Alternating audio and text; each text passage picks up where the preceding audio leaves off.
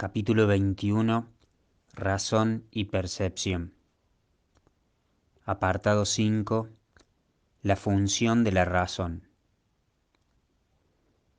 La percepción selecciona y configura el mundo que ves.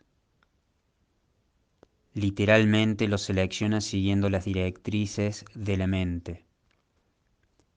Las leyes del tamaño, de la forma y de la luminosidad tendrían validez, quizá, si otras cosas fuesen iguales, pero no lo son, pues es mucho más probable que halles lo que buscas que lo que prefieres pasar por alto. La apacible y queda voz que habla en favor de Dios no se ve ahogada por los estridentes gritos e insensatos arranques de furia con los que el ego acosa a aquellos que desean escucharla. La percepción es una elección, no un hecho. Pero de esta elección depende mucho más de lo que te has dado cuenta hasta ahora, pues tu creencia acerca de quién eres depende enteramente de la voz que elijas escuchar y de los panoramas que elijas ver. La percepción da testimonio únicamente de esto, nunca de la realidad. Puede mostrarte, no obstante, bajo qué condiciones es posible tener conciencia de la realidad o aquellas en las que nunca sería posible. La realidad no necesita tu cooperación para ser lo que es, pero tu conciencia de ella necesita tu ayuda, ya que tener esa conciencia es algo que tú eliges. Si le prestas oídos a los dictados del ego y ves lo que él te indica ver, no podrás sino considerarte a ti mismo insignificante, vulnerable y temeroso. Experimentarás depresión, una sensación de no valer nada, así como sentimientos de inestabilidad e irrealidad. Creerás que eres la desvalida víctima de fuerzas que están más allá de tu control y que son mucho más poderosas que tú. Y creerás que el mundo que fabricaste rige tu destino, pues tendrás fe en eso. Pero no creas que el tener tu fe puesta en eso hace que sea real. Hay otra visión y otra voz en las que reside tu libertad que solo están a la espera de tu decisión. Y si depositas tu fe en ellas, percibirás otro ser en ti. Este otro ser considera que los milagros son algo natural, pues son tan simples y naturales para él como respirar lo es para el cuerpo. Constituyen la respuesta obvia a las peticiones de ayuda, que es la única que él ofrece. Los milagros le parecen antinaturales al ego porque no entiende cómo es posible que mentes separadas puedan influenciarse unas a otras. Y si estuvieran separadas, ciertamente no podrían hacerlo. Pero las mentes no pueden estar separadas. Este otro ser es perfectamente consciente de esto, y así reconoce que los milagros no afectan la mente de otro, sino la suya propia. Los milagros siempre cambian tu mente, pues no hay ninguna otra. No te das cuenta de hasta qué punto la idea de la separación ha interferido en el ejercicio de la razón. La razón mora en el otro ser que has excluido de tu conciencia, y nada de lo que has permitido que parezca, que permanezca en ella, es capaz de razonar. ¿Cómo va a ser posible que aquel segmento de la mente que está desprovisto de razón pueda entender lo que es la razón o comprender la información que ésta le podría suministrar? De ese segmento pueden surgir todo tipo de preguntas, pero dado que la pregunta básica solo puede proceder de la razón, él jamás la podrá plantear. Al igual que todo lo que procede de la razón, la pregunta básica es simple y obvia, si bien aún no se ha planteado. Mas no creas que la razón no la podría contestar. El plan de Dios para tu salvación no se habría podido establecer sin tu voluntad y consentimiento. Tuvo que haber sido aceptado por el Hijo de Dios, pues lo que Dios dispone para él, él no puede sino aceptarlo. Y Dios no dispone nada sin su Hijo, ni su voluntad depende del tiempo para consumarse. Por lo tanto, lo que se unió a la voluntad de Dios tiene que encontrarse en ti ahora, puesto que es eterno.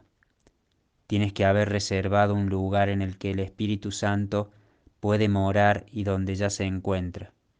Tiene que haber estado ahí desde que surgió la necesidad de Él, la cual quedó satisfecha en ese mismo instante.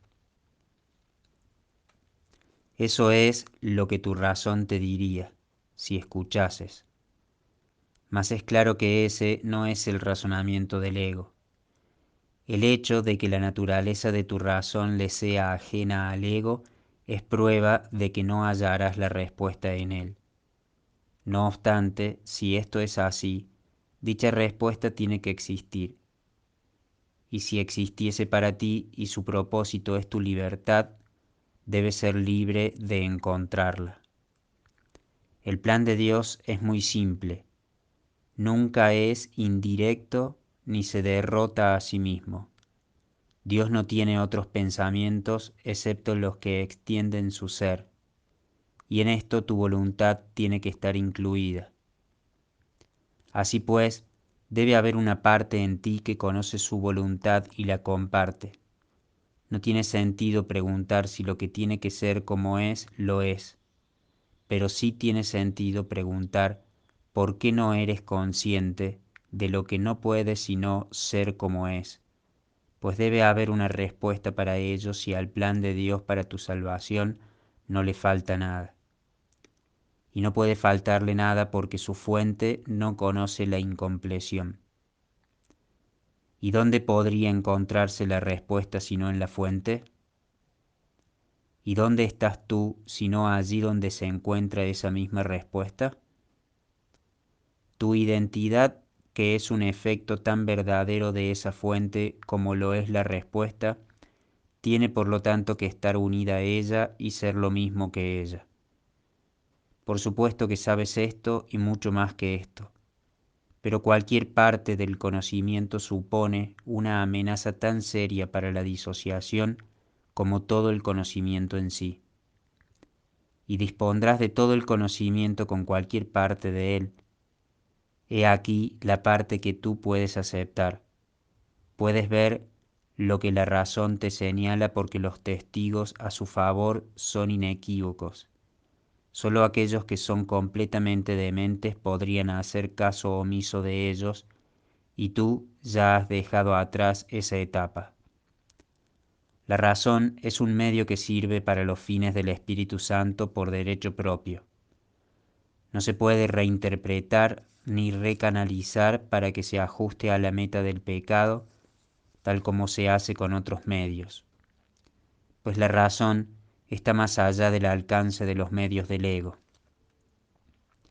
La fe, la percepción y la creencia pueden estar mal ubicadas y servir de apoyo tanto para las necesidades del gran embaucador como para las de la verdad. Pero la razón no tiene cabida en la locura ni se puede adaptar a sus fines en modo alguno. La fe y la creencia están firmemente arraigadas en la locura y conducen la percepción hacia aquello que la mente ha considerado valioso. Pero la razón no participa en esto en absoluto, pues si se aplicase la razón, la percepción cesaría instantáneamente.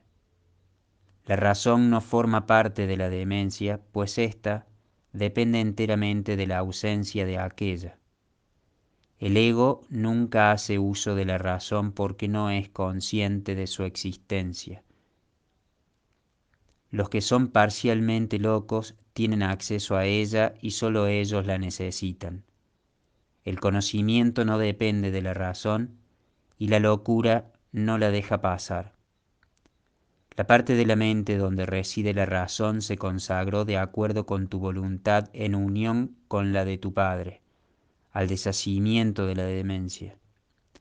Ahí el propósito del Espíritu Santo se aceptó y consumó simultáneamente. La razón le es ajena a la demencia y aquellos que hacen uso de ella han adquirido un medio que no puede emplearse para el pecado. El conocimiento está mucho más allá de lo que se puede lograr, pero la razón puede servir para abrir las puertas que tú le cerraste. Y estás muy cerca de esto. Tu fe y tus creencias han cambiado y has hecho la pregunta que el ego nunca haría. ¿No te dice tu razón ahora que la pregunta debe haber emanado de algo que tú no conoces, pero que aún así debe ser parte de ti? La fe y la creencia, apoyadas por la razón, producen forzosamente un cambio en tu percepción, y con este cambio se le hace sitio a la visión.